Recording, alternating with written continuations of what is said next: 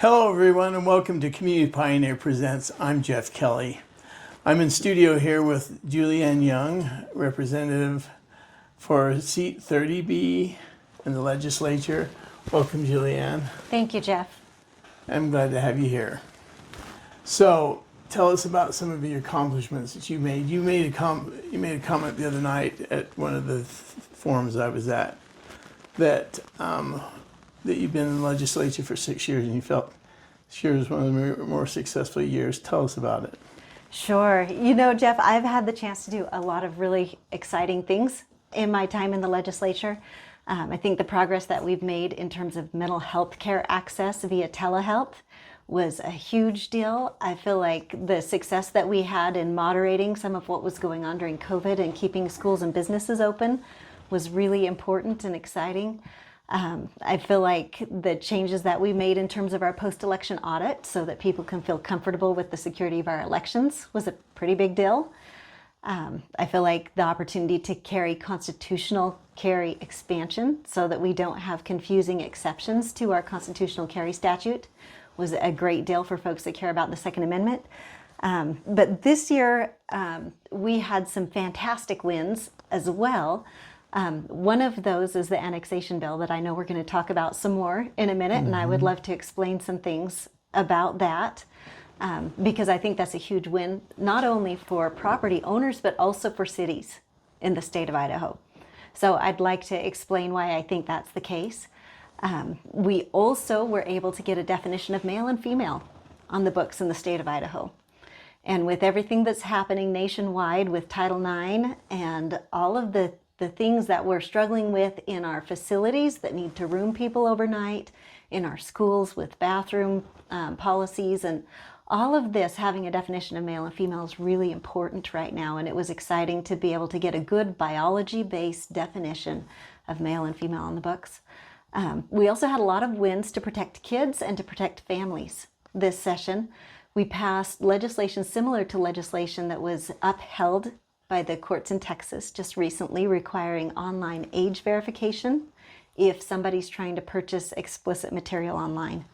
So if somebody's selling that stuff and they provide it to a minor without doing age verification, then they can be sued now in the state of Idaho. What about free stuff, though? It doesn't stop everything. It doesn't. But in Utah, when they passed this legislation, Pornhub went dark for a period of time, and it really causes them to have to be careful in the way that they advertise. So what we can do is make progress where progress is possible. If you reject every solution just because it doesn't fix every aspect of the problem, Right. you never make any headway. So you're right, there's still an opportunity for free stuff, but it really reduces the opportunity for those who are making money on this to access our kids and take advantage of them. Okay. Well, And that's good. there's more, but maybe I'll throw one more in right now. Water's been a huge deal. We're really concerned about water going into the next session. I know my opponent has sometimes been critical of the fact that we just passed a resolution this year. I will tell you that Julie Van Orden and David Cannon and myself have been working very hard on the water issue. We are at the table. We've been having a lot of conversations. We understand the issue. And the reality is that something like that is so complicated that sometimes you have to start with baby steps. And the resolution was a baby step toward at least getting broad agreement across the state around what are the fundamental principles that we should be honoring. And basically what the resolution says is that we as a state have a responsibility to see that the beneficial use of water is considered, as well as first in time, first in right, and that we have the capacity in the state of Idaho to meet our water needs if we'll be proactive in capturing that water rather than sending unallocated water on down the river.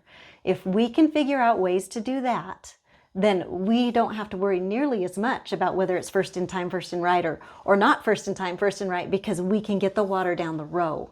And we can still use priority right allocation, but we will have enough to get as far down the row as possible. And the resolution is calling on people to recognize that we can't afford to just be reactive after the fact and destroy our economy because we were unwilling or chose not to be proactive and save the resource in the first place.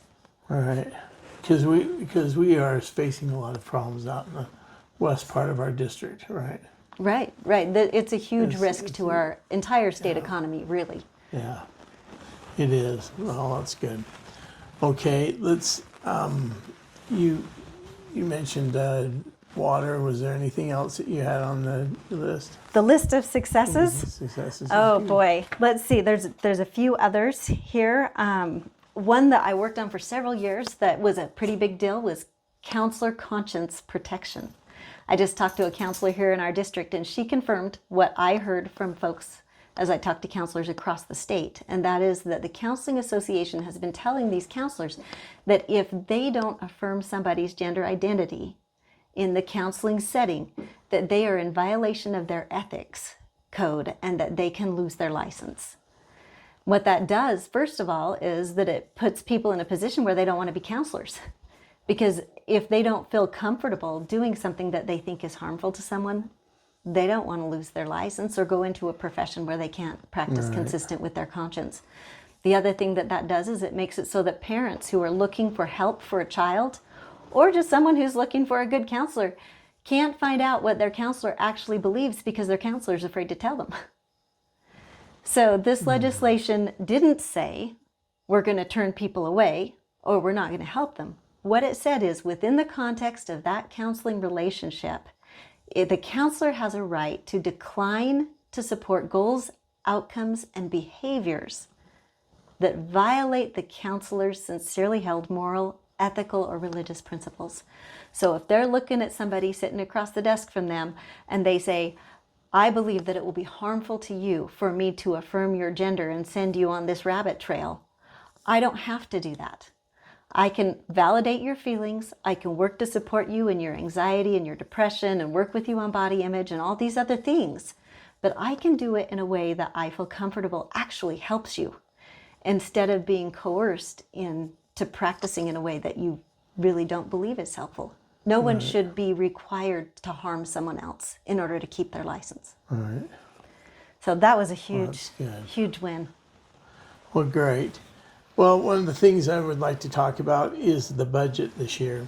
There were some changes to the budget, the way the budget's looked at, and I wanted to get your opinion on that. Sure. Yeah. Let me explain what they did, because I think a lot of folks that are talking about it don't really understand it. Yeah. So I'm a mom, and when I explain things, I like to do it in ways that my kids like to listen to. So I'm going to use brownies as my example today. If our budget is a pan of brownies, we used to cut it vertically, let's say. And every vertical row was an agency budget. And one of the things that we would do is we would take the previous year's budget and we would automatically accept everything in that budget. We'd tack on a percentage increase, and then the only thing we would really talk about are things that were completely new expenditures. We'd never purchased it before for that agency. What we did differently this time is we said, we want to be a little more deliberate about what's included in last year's budget. We're not just going to automatically roll the whole thing over and tack a percentage increase on. What we're going to do is we're going to take the expenditures that we believe are most necessary and we're going to get them out of the way. The things that we don't have any discretion on, and we called those maintenance budgets. So if it's my home budget, that would be like my property tax, my insurance, my house payment, things that are not flexible and that I have to pay or I'm in big trouble. So they did do those in multi-budget chunks, but it's because it didn't require the extra time and consideration. And instead of rolling the whole budget over, they took those fixed mandatory expenses for several agencies at a time, and they put them into a budget and they got them out of the way at the very beginning of the session. Usually we're voting on budgets at the very end of the session. So once they had those out of the way, then the next step was to look at the things that we do have some say in. And that includes some of what was already in the budget before. So these are things that are required, but they're flexible. So that would be gas and groceries, right? We have to have it, really, to get along. But you can spend more or less on it. You can choose to have steak every night, or you can eat applesauce and oatmeal. You get to choose. Right. And so after they had those maintenance budgets out of the way, then it gave the committees more time to look more closely at those expenses where we actually had some discretion. And that's really what changed, is that we used our time as a legislature in a way that allowed us to give more transparency and more consideration to each of those budgets. And it had a phenomenal impact. So I'm just going to talk right now about the general state funds, which is our state taxpayer dollars, our income tax and things like that. Those funds increased by 12% from in the previous year budget from Right. over the last year. It was a 12% increase. Nobody gets a 12% raise every year, right? True, but inflation has been occurring. There is I mean, inflation. you got inflation in there. You've got to consider. There is inflation, but what happened this year when they actually started looking more closely at what we needed and what we didn't need is that this year's budget increased 1.7% from last year's budget. That's awesome, and it's really important because one of the things that we've been talking about is the idea of a COVID cash bubble in moving through our state government system. We had all these federal dollars dumped into our budget. The agencies were supposed to only use those budgets for things that were one-time expenditures. Not all of them did. And the reality is that that money is going away. And we don't know for sure that our revenues are going to continue to increase into the future. We hope they do, but we also know there's a really good chance that at some point there's going to be a correction in the economy. And so it's really smart for us to rein in that spending before the rubber hits the road, before we find ourselves in an emergency where we're really, really having to cut things. It's better to curb the growth now and put ourselves in a good position going forward. Okay, so the budget isn't then, the budget is 14 billion, but the general funds you say are less. Yes, the general funds are less. So there are three categories, and I don't have the number for the general fund total on the top of my head. I just know the increase from last year was 1.7%. But there are three categories. There are dedicated expenditures, which are things like the gas tax that automatically are going to go for roads. There's federal dollars, and then there's the general fund revenue. Right, and that's what has to be balanced with the expenditures of the state. Right. Constitutionally. Right. Okay. All right. Next issue is the library. 710, House Bill 710. You were in favor of that, weren't you? Yes, And you helped pass it. I did. I didn't sponsor it, but I did You support it. Just support it. Yes. Okay. Why did you? So I sit on the committee in the Idaho House where that issue first came to us. We've been looking at that issue for 3 years. And in that time, we've looked at a lot of different options. We passed a bill that the governor vetoed at one time, and we were only one vote short of overriding that veto. So this issue's been around the block a few times. There's several things that I think folks ought to know. First of all, existing state statute has requirements that you don't show certain materials to minors. It's our obscenity statute. Right. And if the neighbor down the street exposes your child to obscene material, which is harmful to minors, is the term in state statute, you can take them to court and they could spend time in jail for it. That's existing Idaho law. But that obscenity statute has an exemption for schools and libraries. So they don't have to follow the same rules that everybody else does. They're basically, up until we passed the library bill, they were unregulated in that regard. We've generally acknowledged that the state has a responsibility to protect kids. And so not only do we have the obscenity statute, you'll see sleeves on naughty magazines at the convenience stores. You'll see the adult movies separated out in a different section. We have a lot of different policies that are there to protect kids. And the material that we're talking about when we say material harmful to minors is a 3-part definition. Has to meet all 3 criteria. It has to have explicit sexual content, and we're talking certain body parts and actions, nothing general here. It also has to appeal to the prurient interest of minors, which means it's intended to be sexually arousing. And third of all, it has to be patently offensive to the prevailing standard in the community in terms of what's appropriate for minors. So we're not talking about a nice storybook about two people or a family or somebody's girlfriend. We're talking about explicit sexual content that if you showed it to a lady in the line at the grocery store and you asked her if that was okay for kids, she would say, heck no. Don't you dare show that to my kids. So people should understand that. And one of the reasons it's important to explain it is these examples are so egregious, and these are materials that have been found in sections of libraries for minors around the state. They are so nasty that we couldn't pass them out on the House floor. Committee chairman won't let us read them in committee hearings. And you can't post it on social media. You can't publish it because it's too offensive. And so people sometimes will say, well, there's no problem. Well, they haven't seen the problem. And the legislators that have reviewed these materials, which library boards in other parts of the state have refused to remove from children's sections of the library, are so awful that the vast majority of Republican legislators are 100% in support of a solution. So that's important to understand when we talk about what we're trying to protect the kids from. The bill that was passed did require those materials to be removed to a location that's accessible to adults only. I have heard some people complain that that was an unfunded mandate, that it was too expensive. I had an interesting conversation with a librarian who told me, I'm going to have to build a new room. That's a third of my collection. And I said, you know, ma'am, I don't think you understand the legal definition of the material we're talking about. So I explained to her what I just shared with you.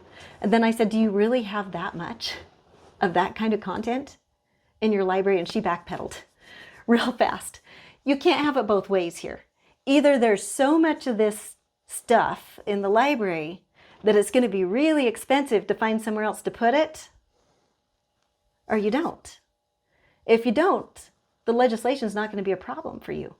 It's not going to impact your library one iota. But if we do have that much stuff that it's going to be an expensive solution, you have a pretty big problem that really ought to be addressed. And the last thing I guess on this issue that I'd like to speak to is the argument that this is about local control.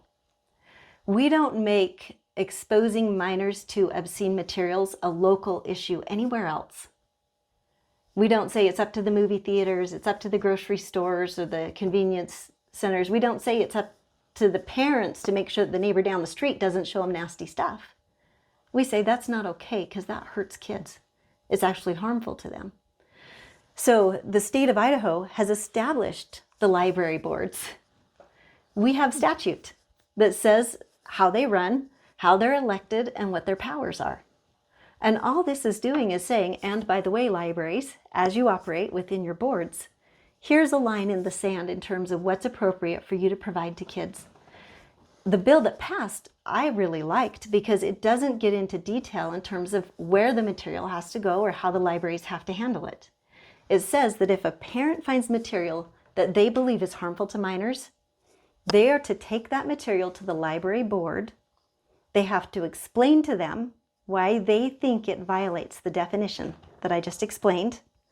Then the library board has 60 days to consider whether they're going to move the material or not. If they choose, and only if they choose not to be responsive, then the parent would have a secondary option to go to the courts. Assume for $200 fine and damages. $250 fine and damages. But the other thing to know is that if that is a frivolous suit in the state of Idaho, the judge can force the person that brought the suit to pay the other side's attorney costs. Right. So we've got a $250 bounty potentially here. Yeah. An attorney's going to cost way more than that. If you're the person bringing the suit, you risk paying double for both attorneys. So you better be pretty darn sure that you've got it right. And I really feel like that's prohibitive enough that it's going to prevent frivolous actions but it does give recourse in those rare situations where we do have boards who really think it's okay to give kids this stuff. And I'll tell you, there are librarians and library association representatives who have stood in front of me, and that's their position, that there's nothing wrong with giving this to kids. Wow, that's amazing. Okay, well, the next issue on the docket is annexation. Explain that a little bit.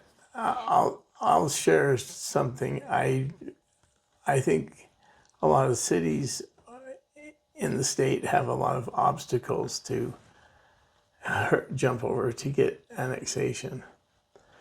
And what we're seeing is a lot of urban sprawl occurring around cities with counties, county developments occurring with straws going down in the drink, which are lowering the aquifer more and more and more and more every day. And we've got septic systems and everything else. And cities are, providing water meters and are being very tight with water and are very more conservative with water than individual well owners are. So how does this annexation work with it? Sure.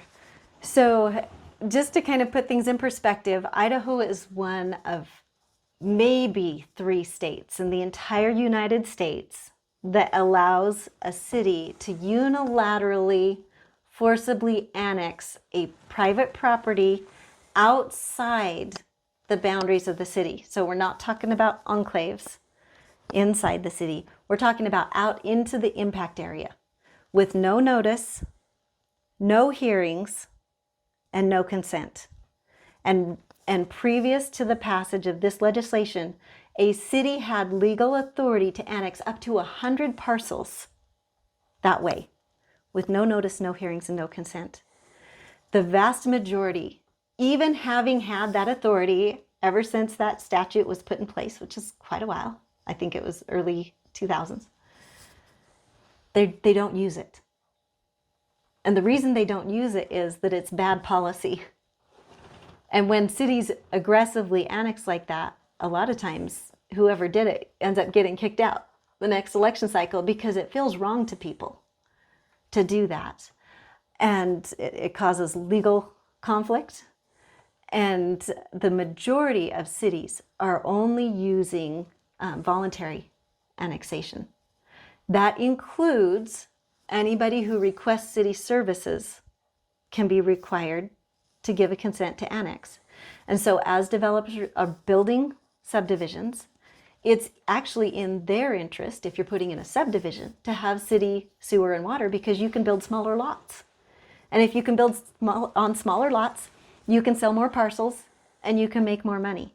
So developers have an interest in wanting to be annexed and providing city services with their lots. But this allowed them to go in these involuntary situations and forcibly annex people in an aggressive way. And we did have a handful of cities in the state of Idaho that have been doing that. And it's caused a lot of consternation. But in addition to that, the other piece of this, so in addition to this, we have had on the books a definition for implied consent, which says that if you request a city service, that request for the city service constitutes consent to annexation, and there's no notification. This is not informed consent. This is ignorant consent. You asked for city services, so now you've automatically given consent to be annexed. The statute that we passed this year brings Idaho more into line with best practices that are happening in most cities. So, first of all, we've grandfathered in existing implied consent. But going forward, when somebody requests city services, they have to sign, and the city can require them to do this, a written consent to annex. Well, yeah, in order to Shelley receive does those. that all the time now. Yep. We just did it. We've done it. Yep, and that's best practice. That's fair. It's fair to the city and it's fair to the property owner. The statute still allows them to annex up to 30 parcels that are true enclaves, which means they're surrounded by the city. And that's because there's a logical argument for this idea that when the city's trying to provide those services, if they have pockets inside the city, it's hard to know where the city stops and starts. And so it's a lot easier from an administrative standpoint and from a fairness standpoint to have a more single uniform boundary around the city. And if there's a need to annex a enclave, a pocket inside the city, the statute allows them to do that. The other thing that people should know is that our existing statute was incredibly confusing.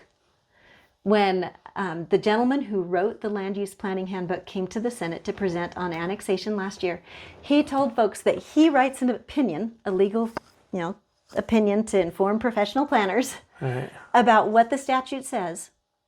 And then he has to reread the statute and second guess his own opinion.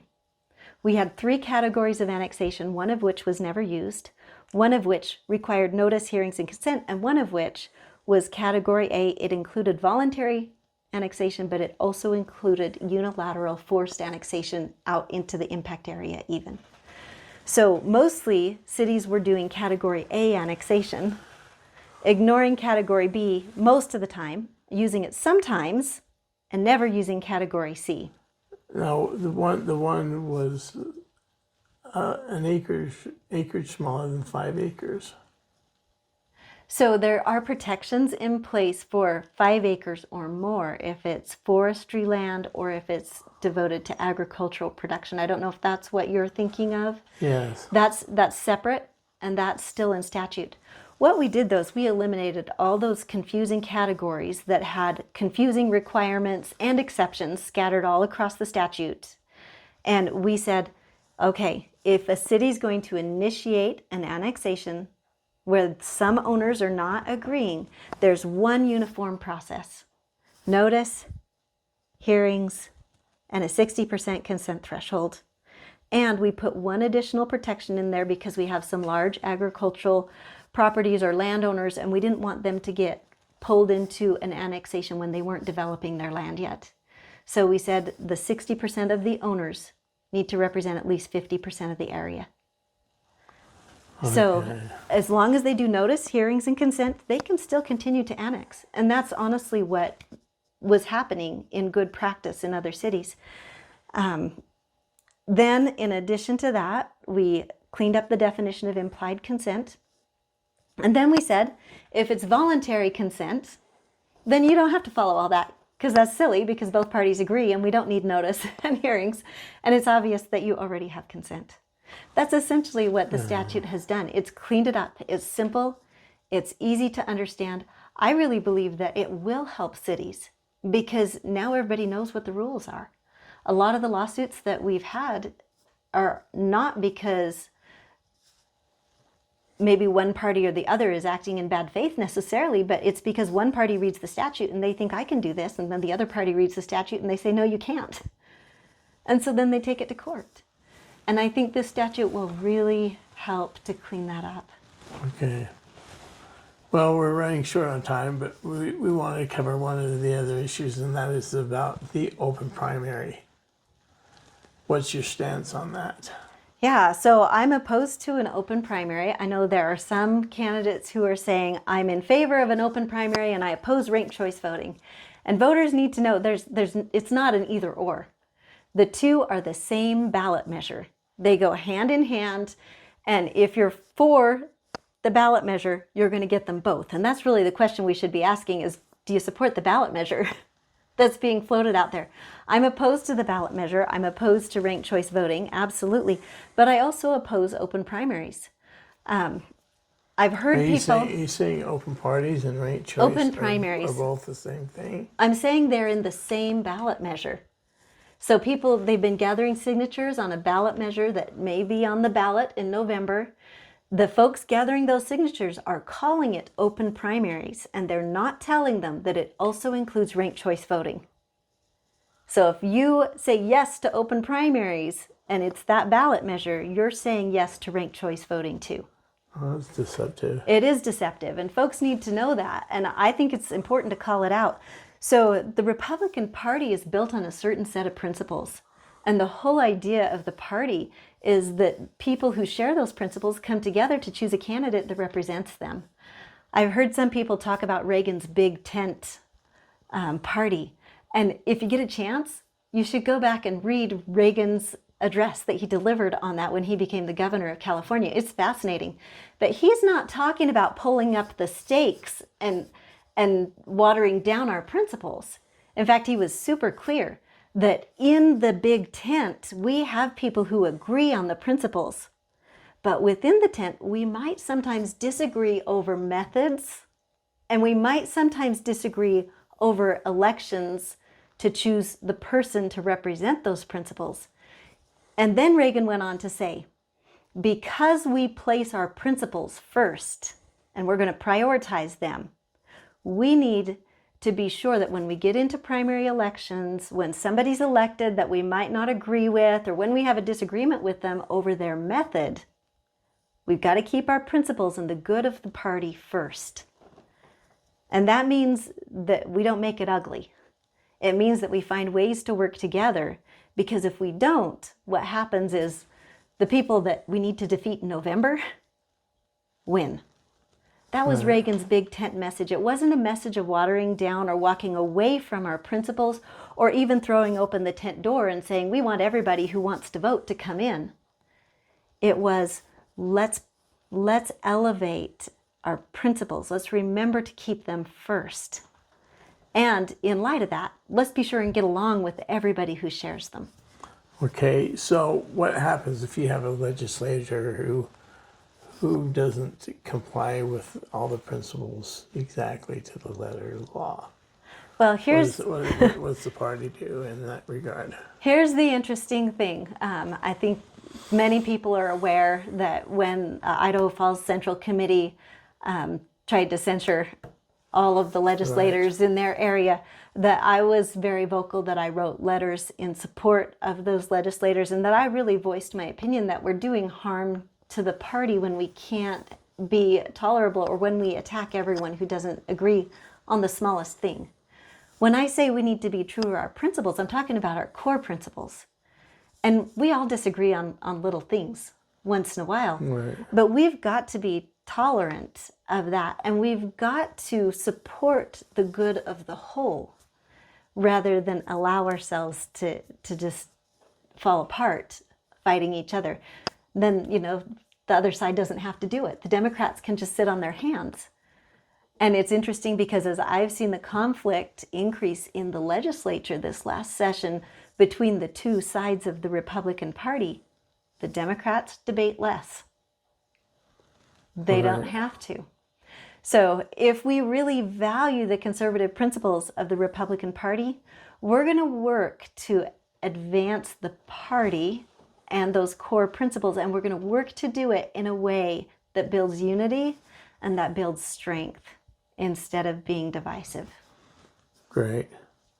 Well, thank you. I appreciate that. Yeah. Appreciate you coming.